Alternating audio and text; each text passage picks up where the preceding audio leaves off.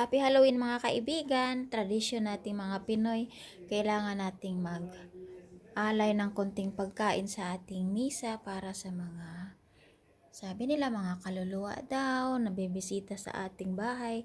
Kasi ganito yung ginagawa namin sa Pinas. Kaya dito ako sa Denmark, dala-dala ko pa rin yan. Kahit na maliliit lang, ayan may cook ako.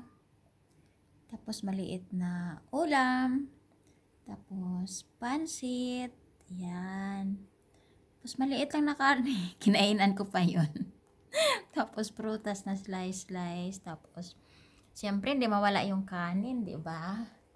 Kasi hanapan tayo ng kanin sa mga sa mga ano natin, magulang na nawalan.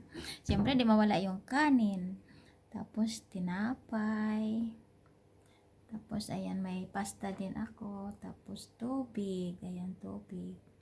Ayan, nag-aalay ako lagi. Konti lang yan mga kaibigan. Tapos isang tinapay at saka puto. Basta lang meron. Ayan, kaya dala-dala ko yung tradisyon namin na yan magpunta dito sa ibang lugar. Ayun, may nakaalay na konti sa aming misa.